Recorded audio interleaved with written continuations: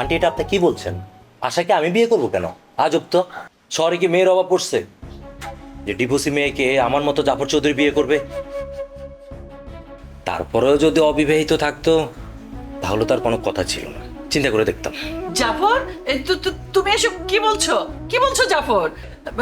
দেখো বাবা, তোমার টাকা পয়সা যা লাগে আমি দেব। তুমি তুমি অমত করো না। তুমি আশাকে বিয়ে করো। আন্টি, টাকা কি আমার বাবার কম আছে? একদম চুপ।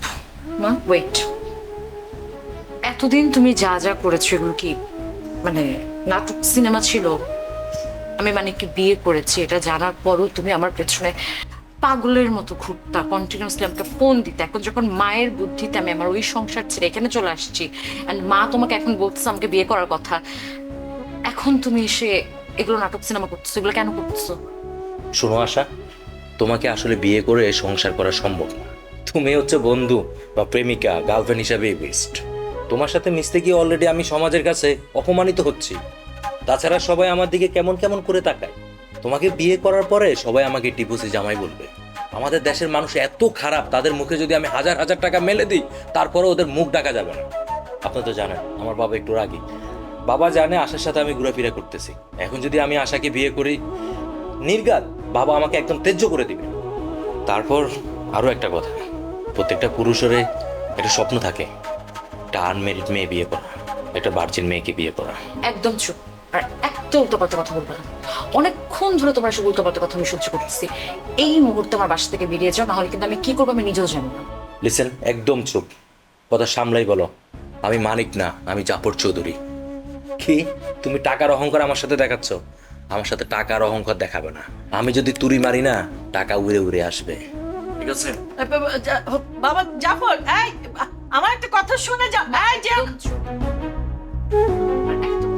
সেই একের মাল। মোটেই একে মাল না, আরেকটা দেখান। ঠিক আছে আপা, আরেকটা দেখাচ্ছি। একের মাল দেখেন আপা। চোখ কই? তারা নাকি?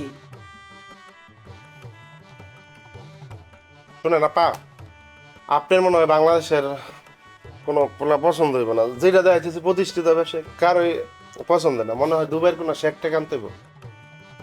আপনার একটা প্রতিষ্ঠিত পোলা কি কোনো ডিভোর্সি মেয়ের বিয়ে করাইবেন? এই সময় তো আর করাইবেন না, বুঝছেন না? নিজের বেলা 16 আনা। তারপরও আজকে একটা ডিগ্রি বাস পোলা খুব সুন্দর, এই মানে সেই ফিগার। দোকানে গেলাম চা খাইতে, যে এত ঘটনা ঘটে গেছে। আপনার এলাকার এক পোলা আমার জিগাইতেছে যে ঘটক সাহেব কই যাবেন, আশার বিয়ে দিতে, আসার জন্য পোলা নিয়ে আইছেন। আমি সরল মনে করলাম এতটুক কইলো আসার নামে। কোয়ার পরে পোলাই দিল দৌড়ে আনতে পারলাম না, বুঝছেন? আর এই যে আমারে দেখতেছেন না, আমি কিন্তু একটা শিল্পপতির মায়ের বিয়ে করছি। কেমন জানেন? কেমনে? ওই শিল্পপতির মায়ের ডিভোর্স ছিল। অনেক পাত্র টাত্র দেখায়, পছন্দ হয় না। লাস্টে আমি করে ফেলছি। আপনার মেয়ের আমি বিয়ে করতাম, কিন্তু আমি তো যেহেতু বিয়ে করে ফেলছি তাই সম্ভব না আর কি।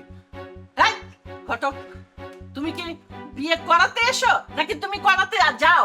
হ্যাঁ, বিয়ে নিজে করতে যাও। আশ্চর্য। এই ঘটক তো, আজব ঘটক তো।